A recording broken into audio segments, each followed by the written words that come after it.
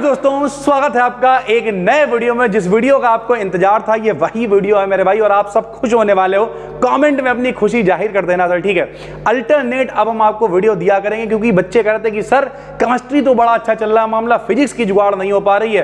कुछ लोग फिर राय देने लगते हैं कि भैया उस चैनल से पढ़ लो। अरे भाई कहीं जाने की जरूरत नहीं है भाई, हमने क्या कहा, 18 भाई चमन इतना कंटेंट बनाएगा कि किसी ने सोची ना होगी। तो कुल मिला के आज जो अपनी फिजिक्स की पहली यूनिट है मेरे भाई, ठीक है, हम इसी चैनल पर स्टार्ट कर रहे हैं। Unit number 1 scalar vector algebra जो अपना है पहला मेरे भाई। आपको पता होना चाहिए फिजिक्स जो है वो 2 पार्ट में है मेरे भाई। जैसे आज लाइट नहीं आ रही, थोड़ी सी क्वालिटी की दिक्कत हो सकती है, वो भी कल से इंप्रूव हो जाएगी मेरे भाई।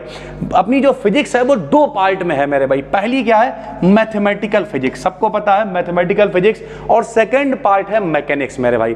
तो हमने क्या किया, पहली यूनिट से स्टार्ट किया है, पहले दिन से स्टार्ट किया है, ताकि जो भी आपके कठिन टॉपिक्स हैं वो सब आपके हो जाएं और आपको बिल्कुल भी समस्या ना हो। तो अपनी पहली यूनिट है वेक्टर अलजेब्रा। अगर आप YouTube चैनल पे देख रहे हैं तो आपको अल्टरनेट वीडियो मिला करेगी, यानी एक दिन हम लाइव आके 9 बजे केमिस्ट्री पढ़ाएंगे और एक दिन 9 बजे आपको फिजिक्स की वीडियो मिल जाया करेगी। लाइट की थोड़ी दिक्कत हो रही इधर बारिश के चक्कर में, तो क्वालिटी में थोड़ी सी दिक्कत आज हो सकती है, उसे मैनेज करिएगा।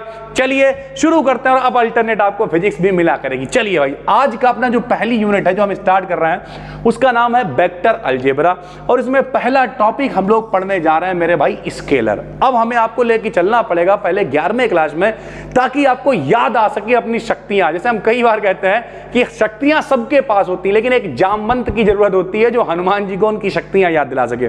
तो मेरे भाई जब आप 11वीं क्लास में थे तब आपने 2 राशियां पढ़ी थी। एक राशियां थी मेरे भाई सदिश राशियां, और एक थी अदिश राशियां।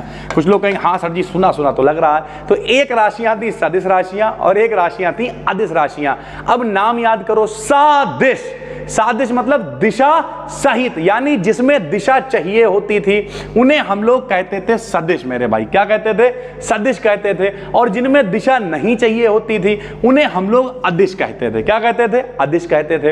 अब कुछ और चीजें हमें आपको समझानी पड़ेंगी, पूरा क्लास लंबा हो सकता है, डिटेल में समझाएंगे, पूरी फिजिक्स बेहतरीन तरीके से पढ़ाएंगे। चाहे आप कोर्स में देखो चाहे यूट्यूब पे देखो, बस ये है कोर्स में सारी चीजें एक जगह पे मिल जाती हैं, पीडीएफ वगैरह ढूंढना नहीं पड़ता। यहां पर भी सिस्टमेटिक ढंग से लेके आएंगे, बिल्कुल भी परेशान नहीं होना, बस चैनल को सब्सक्राइब करके रखना और लगे ना मेरे भाई, ठीक है। चलो सुनो, तो सदिश और अदिश 2 तरीके की राशियां हुआ करती थी मेरे भाई। सदिश को हम लोग इंग्लिश में कहते हैं वेक्टर। क्या कहते हैं मेरे भाई, वेक्टर। बोला करो पढ़ते समय, ताकि मम्मी पापा अगर पास में हो तो मम्मी पापा को लगे बच्चा मेरा पढ़ रहा है, कोई छपरीबाजी वाली रील नहीं देख रहा। बताओ सदिश को इंग्लिश में क्या कहते हैं, वेक्टर। क्या कहते हैं, वेक्टर, बहुत अच्छे। अदिश को कहते हैं मेरे भाई स्केलर। क्या कहते हैं, स्केलर। अदिश राशियों को क्या कहते हैं, स्केलर क्वांटिटी। यानी बताओ राशियां कितने प्रकार की होती है, क्वांटिटीज कितने टाइप की होती हैं, 2 प्रकार की, एक वेक्टर और एक स्केलर, यानी एक सदिश और एक अदिश। ये आपने 11वीं क्लास में पढ़ा है, ये हम नहीं कह रहे हैं। अभी आपको यहाँ पे और भी चीजें पढ़ने को मिलेंगी, लेकिन हम आपको 11वीं क्लास में लेके आ गए, तो आप इतना समझिए आपने पढ़ रखा है कि भैया क्वांटिटीज 2 टाइप की होती हैं, एक सदिश एक अदिश। यहां पर हालांकि आपको और भी कुछ पढ़ने को मिलेगा, लेकिन अब सुनो। अब सर जी भैया क्या होता है, थोड़ा समझाओ। तो पहले हम लोग समझेंगे सदिश को। सदिश क्या होती हैं, जिनमें दिशा भी होती है, दिशा मतलब डायरेक्शन भी होती है, और परिमाण यानी मैग्नीट्यूड भी होता है। अब सर जी ये थोड़ा समझाओ, दिशा परिमाण क्या है, समझाते हैं। जैसे मान लिया हम कहें हमने इस बोर्ड पर बल लगाया ऐसे करके, तो जब हमने बल लगाया तो इसकी दिशा किधर है, बोर्ड की तरफ है मेरे भाई। दिशा किधर है, बोर्ड की तरफ है। और मेरे भाई बल लगा रहे हैं, तो बल कितना लगा रहे हैं, 10 न्यूटन, 20 न्यूटन, 30 न्यूटन, 50 न्यूटन, कुछ तो उसकी मात्रा होगी ना मेरे भाई। तो मात्रा हम लोग हिंदी में कहते हैं, साइंस में उसे परिमाण कह देते हैं, अंग्रेजी में उसे मैग्नीट्यूड कह देते हैं मेरे भाई। यानी कुल मिला के 2 बातें आ गई। नंबर 1 डायरेक्शन किधर है, बोर्ड की तरफ है। डायरेक्शन किधर है, बोर्ड की तरफ है। डायरेक्शन किधर है, बोर्ड की तरफ है। और मेरे भाई मात्रा कितनी है, 10 न्यूटन, 20 न्यूटन, 50 न्यूटन, ये उसकी मात्रा है। तो अगर केवल मात्रा की जरूरत है, दिशा की जरूरत नहीं है, तब हम लोग ऐसी राशियों को कहते हैं अदिश राशियां। यानी केवल डायरेक्शन की जरूरत नहीं है, केवल मैग्नीट्यूड चाहिए, केवल मात्रा चाहिए, केवल परिमाण चाहिए, सब एक ही नाम है, तब हम लोग उसे कहते हैं अदिश यानी स्केलर क्वांटिटीज। और अगर डायरेक्शन भी चाहिए साथ ही साथ में मैग्नीट्यूड भी चाहिए, दोनों, जैसे अभी हमने फोर्स की बात करी कि भैया बल लगाया, लोग कहीं कहां लगाया, दिशा बताओ पहले, तो भैया दिशा भी चाहिए, कितना लगाया, 10 न्यूटन, ठीक, तो भैया दोनों चीजें हो गई, यानी दिशा भी हो गई, परिमाण भी हो गई, बोले तो मैग्नीट्यूड भी हो गया, और साथ ही साथ में क्या आ गया, डायरेक्शन भी आ गई। तो दोनों चीजें अगर होंगी तो फोर्स यानी बल कैसी राशि हो गई मेरे भाई, कैसी क्वांटिटी हो गई, वो हो गई वेक्टर क्वांटिटी।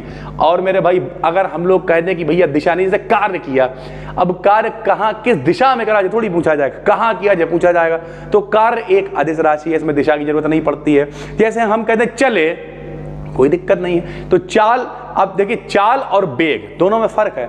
अगर कोई कहे बेग यानी वेलोसिटी मेरे भाई, तो वेलोसिटी कैसी राशि है, इसके वेक्टर क्वांटिटी है, सदिश राशि है, क्योंकि किस दिशा में बेग है, किस डायरेक्शन में बेग है, ये पता होना चाहिए आपको।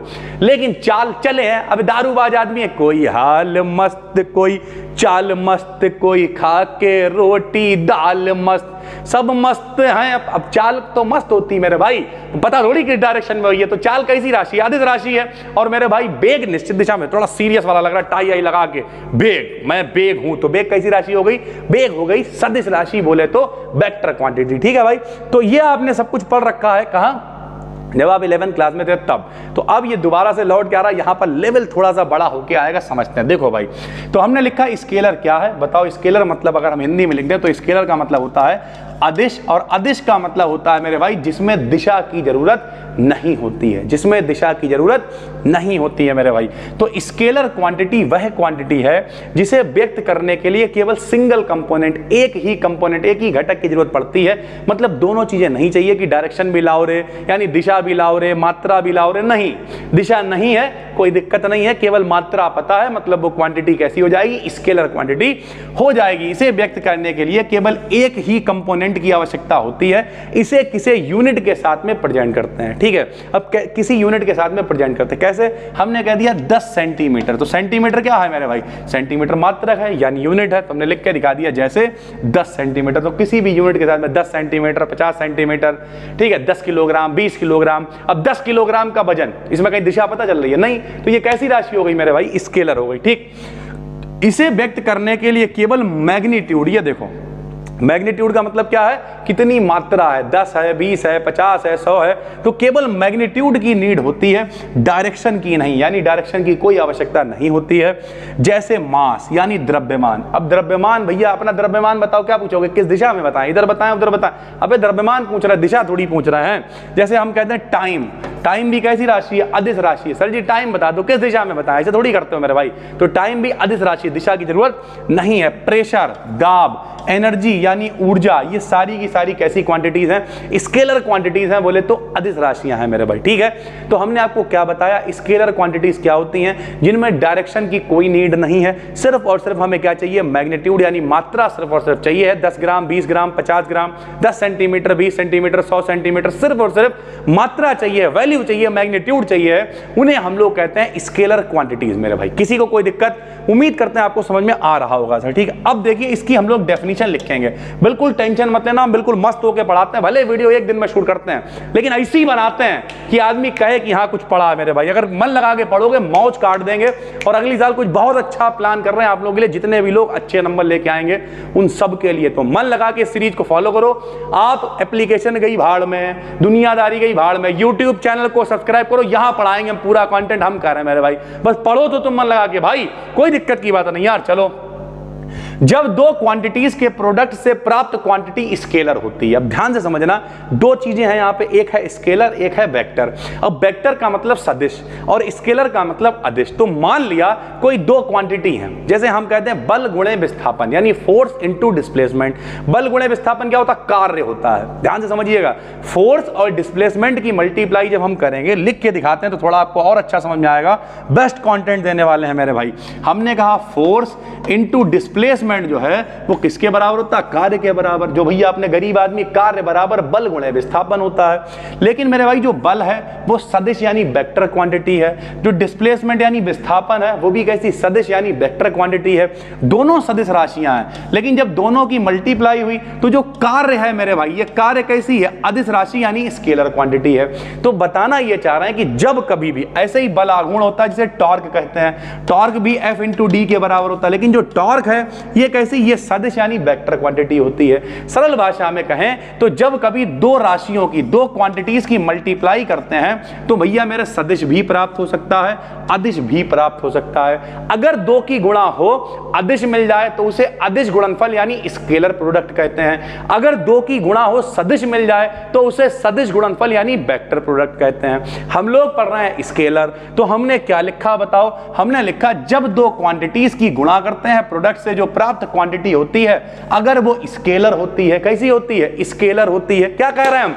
दो की गुणा करोगे स्केलर मिलेगा तो स्केलर प्रोडक्ट, वेक्टर मिलेगी तो वेक्टर प्रोडक्ट। एग्जांपल के साथ बता रहे भाई, तब इसे स्केलर प्रोडक्ट कहते हैं या फिर इसी को डॉट प्रोडक्ट भी कहते हैं। अब ये डॉट प्रोडक्ट क्यों कह रहे हैं? क्योंकि ये लिखने का तरीका होता है मेरे भाई कि अगर हम ऐसे करके लिखें a डॉट b, इसका मतलब क्या है कि a और b का स्केलर गुणनफल हो रहा है, अदिश गुणनफल हो रहा है या फिर डॉट गुणनफल हो रहा है। ये अदिश राशियों की गुणा लिखने का तरीका होता है, पहली बात।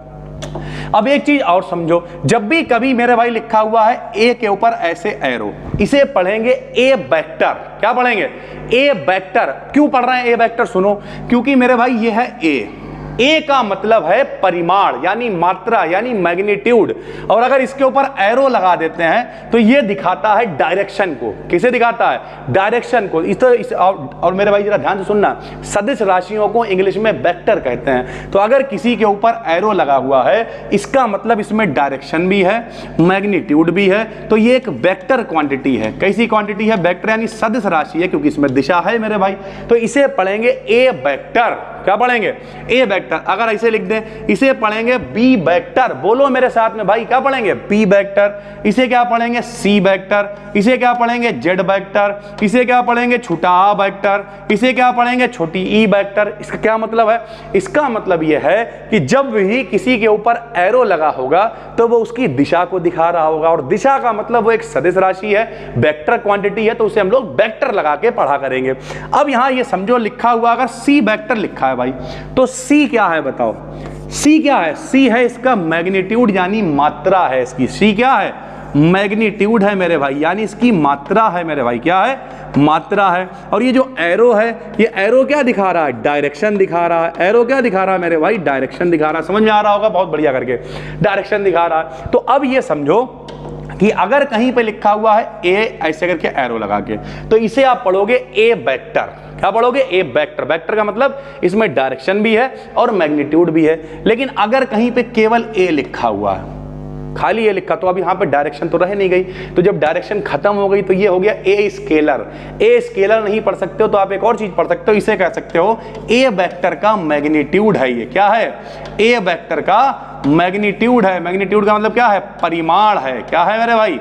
परिमाण है। अगर इसके ऊपर एरो आ जाएगा तो ये वेक्टर हो जाएगा, एरो हट गया तो वेक्टर नहीं रह गया, सिर्फ उसका मैग्नीट्यूड यानी सिर्फ परिमाण रह गया उसका मेरे भाई।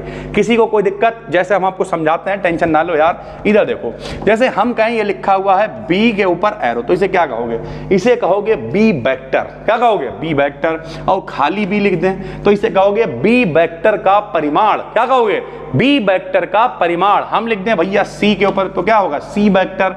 खाली लिख दें तुझे क्या हो गया? सी वेक्टर का परिमाण यानी मैग्नीट्यूड है। ये खाली मैग्नीट्यूड है, एरो लगा दोगे तो भैया दिशा भी आ जाएगी, तो ये वेक्टर बन जाएगा। सीधी सी बात है। तो जब भी कभी खाली ऐसे लिखा हो ए बी सी जेड कुछ भी, तो ये सब क्या है? ये सारे के सारे मैग्नीट्यूड हैं मेरे भाई। क्या है?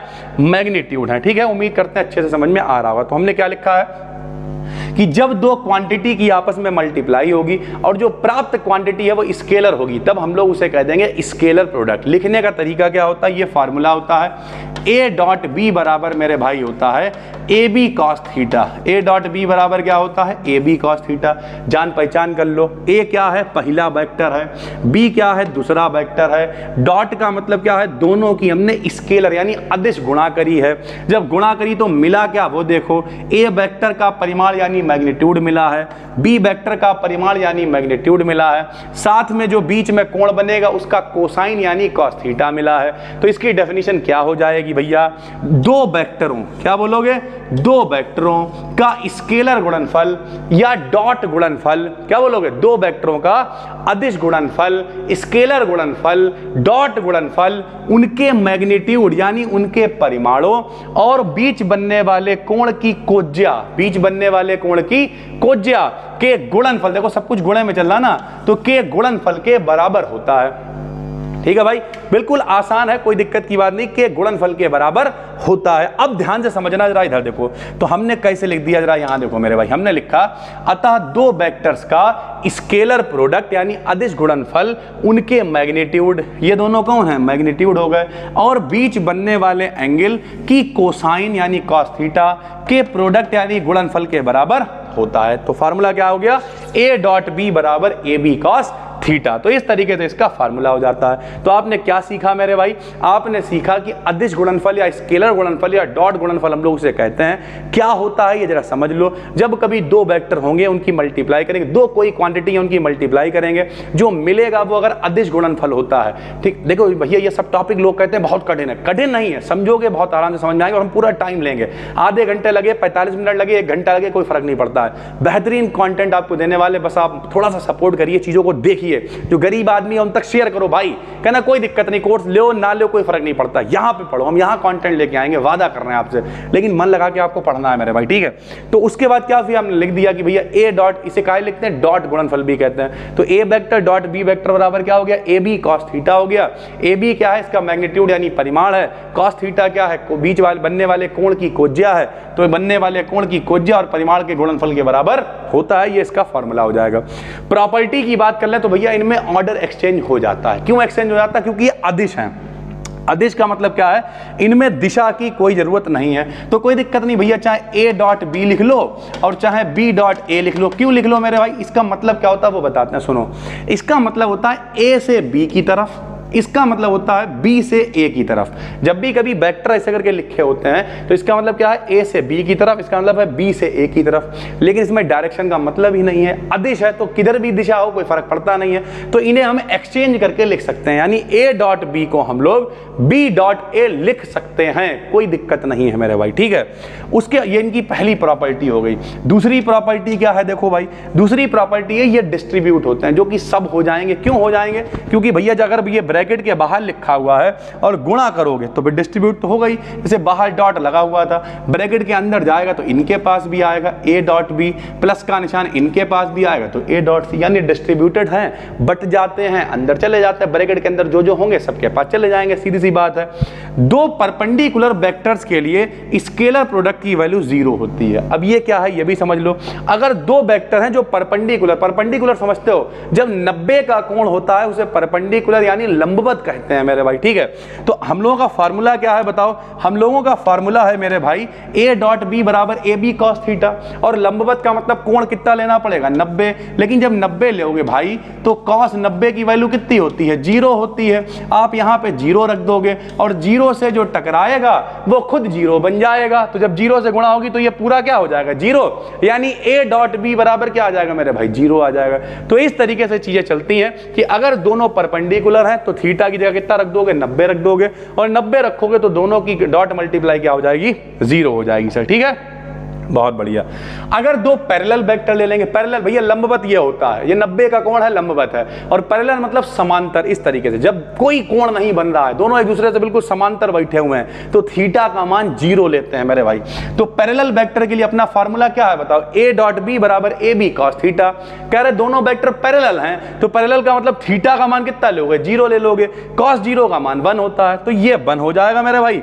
इसका मतलब ए डॉट बी बराबर क्या बचेगा बताओ, ए बी बचेगा। ए डॉट बी बराबर क्या बच जाएगा, ए बी, क्योंकि कॉस थीटा कितना हो गया, 1 हो गया। तो ये भी इसकी एक प्रॉपर्टी है मेरे भाई। ठीक है, चलिए सर, उसके बाद एक आखिरी इसकी प्रॉपर्टी, किसी वेक्टर की अगर उसी वेक्टर से मल्टीप्लाई कर दें अदिश, मतलब डॉट वाली, तो वो उसके मैग्नीट्यूड के स्क्वायर के बराबर हो जाती है। ये भी एक प्रॉपर्टी आप देख लो, काम में आएगी, कि अगर बाई चांस कहीं पर लिखा हुआ है ए वेक्टर डॉट ए वेक्टर, तो जब इनकी मल्टीप्लाई होएगी डॉट वाली तो वेक्टर हट जाएगा और ये स्क्वायर के बराबर हो जाएगा। यही हमने लिखा है कि किसी वेक्टर की उसी वेक्टर से मल्टीप्लाई उसके मैग्नीट्यूड के स्क्वायर के बराबर होती है मेरे भाई। ठीक है, उम्मीद करते हैं आपको ये पूरा समझ में आ गया होगा। आज के टॉपिक में हमने पूरा स्केलर लपेट दिया है। अब कतई देसी भाषा में आ जाओ, स्केलर का मतलब होता है अदिश। अगर दो राशियों की मल्टीप्लाई करोगे मिलेगी मेरे भाई अदिश राशि, तो उसे कहेंगे अदिश या स्केलर या डॉट प्रोडक्ट। इसका फार्मूला क्या होगा बताओ, फार्मूला होगा मेरे भाई ए डॉट बी बराबर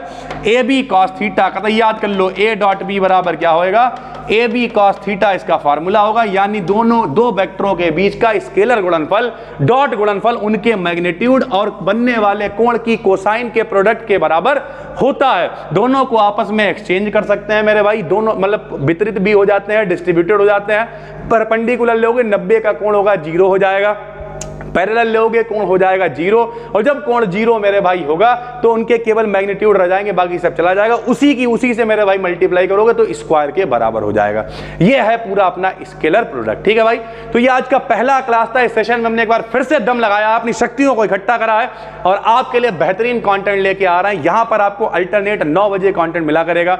कल केमिस्ट्री का लाइव करेंगे, परसों फिर फिजिक्स के साथ मिलेंगे। डिस्क्रिप्शन में हम प्लेलिस्ट डाल दे रहे हैं, क्योंकि अपने अपने दूसरे चैनल पे सिलेबस एनालिसिस करी थी, उसे भी हम यही प्लेलिस्ट में ऐड कर देंगे। मन लगा के आपको पढ़ना है। बाकी अगर आप थोड़ा सा अफोर्ड कर सकते हो सर, तो अपनी एप्लीकेशन को डाउनलोड कर सकते हो। एप्लीकेशन पे भी क्लासेस सारे यही सारी चीजें होंगी, बस ये है ढूंढना नहीं है, एक जगह पे सारी चीजें मिल जाएंगी, पीडीएफ वगैरह सब वहीं पे ऐड हो जाएंगी।